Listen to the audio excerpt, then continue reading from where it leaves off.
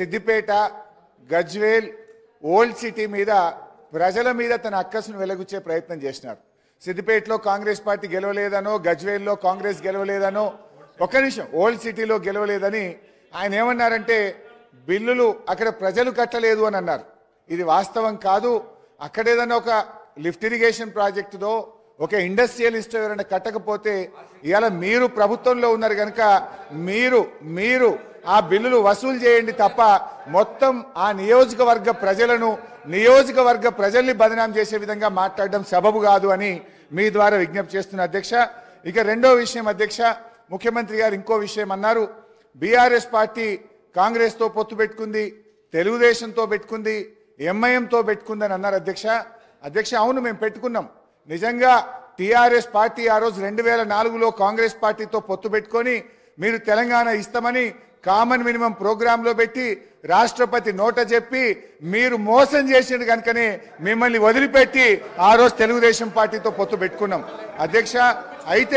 అయితే ఇవాళ మేము తెలుగుదేశంతో పెట్టుకున్నా, కాంగ్రెస్తో పెట్టుకున్నా, ఎవరితో పెట్టుకున్నా మొత్తం ఈ రాష్ట్ర దేశ రాజకీయ వ్యవస్థను ఒప్పించి మెప్పించి తెలంగాణ సాధనలో భాగంగా చేసినాం.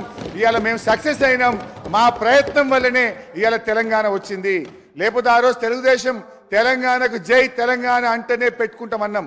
మాకు సీట్లు ఓట్ల కంటే కూడా రాజకీయ వ్యవస్థను ఒప్పించాలి, మెప్పించాలి, ఈ రాష్ట్రాన్ని సాధించాలని ఒక వ్యూహాత్మక భాగంలో మేము చేసినాం. ఇవాళ విజయం సాధించినాం. ఇవాళ రాష్ట్రాన్ని మేము సాధించడం అనేటువంటి విషయాన్ని ముఖ్యమంత్రి గారు గుర్తుపెట్టుకోవాలి. ముఖ్యమంత్రి గారు ఆయన వ్యక్తిగతంగా పదవుల కోసం ఆయన పార్టీలు మారింది తప్ప మేము ఇతర రాజకీయ పార్టీలతో పొత్తు పెట్టుకుంటే తెలంగాణ కోసం మేము పెట్టుకున్నాం అధ్యక్ష. జూబ్లీ హిల్స్ ఎమ్మెల్యే గారిని కూడా జూబ్లీ హిల్స్ ఎమ్మెల్యే గారిని కూడా ఇవాళ అవమానపరిచినారు. జూబ్లీ హిల్స్ ప్రజలు, విజ్ఞులైనటువంటి ప్రజలు మా ఎమ్మెల్యే గోపీనాథ్ గారిని గెలిపిస్తే ఏదో ఎంఐఎం పోటీలో పెట్టడం వల్ల ఆయన గెలిచిండని జూబ్లీ హిల్స్ ప్రజల్ని అవమానపరిచే విధంగా జూబ్లీ హిల్స్ ఎమ్మెల్యే గారి పేరు కూడా తీసుకోలేదు. వారికి ఎందుకు వస్తారు? వివేకానంద గారు సార్, వారు తెలంగాణ వారి ఎలా గౌరవ సభ్యులు మాట్లాడుతూ సిద్దిపేట ప్రజలు బిల్లులు ఎక్కడ కూడా ప్రజలు అనే పదం రాలే ఉంటే దాన్ని తప్పకుండా మీరు ప్రజల పదం రాలే. ప్రజలు ఒక నిమిషం సిద్దిపేట ప్రాంతానికి సంబంధించి వారు చెప్పినట్టుగా అది వాటర్ ప్రాజెక్టుదా ఇంకేదా ఆ డెఫినేషన్లో పోలేదు. అక్కడ నుంచి బకాయిలు రావాల్సి ఉండే వారు గౌరవ సమర్థవంతమైన శాసనసభ్యులు బిల్లు కట్టేయాల్సి ఉండే అన్నారు తప్ప దానికి మీరు అంతలో దొంగ అంటే భుజాలు జరుపుకునే అవసరం. తర్వాత మీరు చెప్తా ఉన్నారు ఇవాళ అరే నేనేమన్నా భూతాలు జరుపుకునే అవసరం లేదు, ప్రజల గురించి మాట్లాడలేదని చెప్తా ఉన్నాం కాబట్టి చెప్తా ఉన్నా.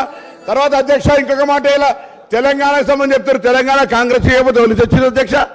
ఇలా తెలంగాణ తెస్తేనే మీరు 10 సంవత్సరాలు మంత్రులు.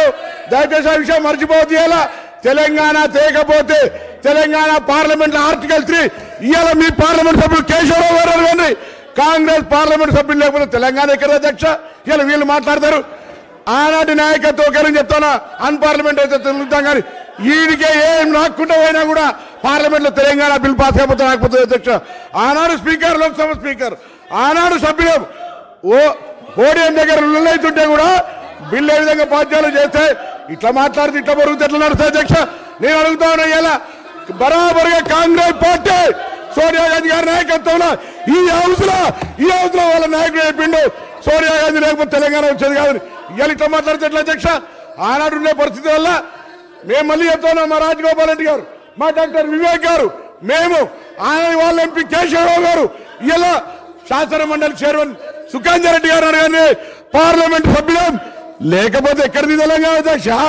సోనియా గాంధీ గారు అయిపోతుంది అధ్యక్ష. ఇంకొకటి సబ్జెక్ట్ ఈవేరు కాకుండా ఒకటి గౌరవ నేను జగదీశ్వర్ రెడ్డి గారు మంత్రి గారిని అడుగుతా ఉన్నా, 10 సంవత్సరాలలో ఎన్ని సంవత్సరాలు విద్యుత్ శాఖ మంత్రి అని తెలియదు అధ్యక్ష. ఒకరు కుసారు అయినా మెంబర్ ఆఫ్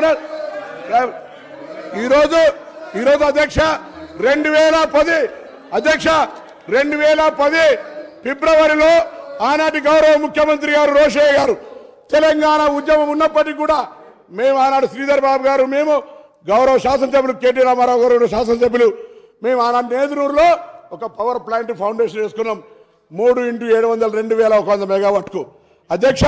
నేను ఎందుకు చెప్తా ఉన్నానంటే ఆ పవర్ ప్లాంట్ ఫౌండేషన్ వేసుకున్నాం 2010లో. మేము పార్లమెంట్ సభ్యుని గ్యాస్ అలిగేషన్ రాలే, ముఖ్యమంత్రి గారు అనేక సందర్భాల్లో లెక్క రాసిండు 432 ఎకరాల జాగాను 13 కోట్లు పెట్టాడు సేకరణ చేసిన అధ్యక్ష. పొల్యూషన్ సంబంధించినటువంటి అన్ని అనుమతులు వచ్చినాయి. వాటర్ శాంక్షన్ తీసుకున్నాం. దానికి సంబంధించిన పర్యావరణ అనుమతులతో పాటుగా మొత్తం అనుమతులు వచ్చినాయి అధ్యక్ష. మేము చేస్తలేమని గౌరవ సభ్యుడు వేరే ఈ సభలలో పేర్లు వద్దు కాబట్టి చెప్తాను. నేను చెప్పినాక చెప్పు సార్, చెప్పు సార్. నేను గౌరవ సభ్యులు మిగతా లేని వాళ్ళ పేరు తీసుకోవద్దు కానీ నేను తీసుకుంటలేను. వాళ్ళు మా పిండ ప్రదానం చేసిన అధ్యక్ష అన్నాడు. నేను బతికున్నటువంటి పార్లమెంట్ సభ్యుడిని ఆ ప్రాజెక్ట్ ఎందుకు చేస్తలేరని మా పిండ ప్రదానం చేశారు. ఇవాళ వీళ్ళు 10 ఏళ్ళ అధికారం, మేమేం చేయాలి అధ్యక్ష? వీళ్ళకి ఇవాళ ఆ ప్రాజెక్ట్ ఎందుకు కట్టాలి? బొగ్గులేని యాదాద్రి భద్రత చేస్తారు. నాకు సింగరేణి నాకు కూత వేటలు ఉంటుంది. నా ప్రాజెక్ట్ ఎదురు ఎందుకు చేయాలి అధ్యక్ష? 432 ఎకరాల జాగా సేకరించి ఎదగట్లేదు ఉంది అధ్యక్ష. దానికి పర్యావరణ అనుమతులు కాదంటే మీకు పేపర్ పంపిస్తా. పర్యావరణ అనుమతులు, లోయర్ మైనర్ నుంచి నీటి శాంక్షన్, ఎవ్రీథింగ్. పబ్లిక్ హియరింగ్ కూడా అయింది అధ్యక్ష. పబ్లిక్ అరే రన్నింగ్ కామెంటరీ మంత్రివి, గౌరవనీయుడివి, నువ్వు ఇట్లా రన్నింగ్ కామెంటరీ చేస్తే మీరు? నేను అడుగుతాను సభాధ్యక్ష, ఇది మర్యాద కాదు. నేను అడుగుతాను, నాకు బిడ్డగా నా పిండ ప్రయాణం చేసిరు. ఇవాళ బతుకున్నాను పిండ ప్రయాణం చేస్తాం. వీళ్ళు వాళ్ళని ఏం చేయాలి అధ్యక్ష? వాళ్ళకి బాధ్యత లేదా? అడుగుతాను. 10 ఏళ్ళలో వీళ్ళు తెలంగాణలో మేము పొడిచినాం, మేము తెచ్చినాం, మేము బంగారు తెలంగాణ ఇచ్చాం. ఏం చేసిన అధ్యక్ష 10 ఏళ్ళలో ఎందుకు చేయలేదు?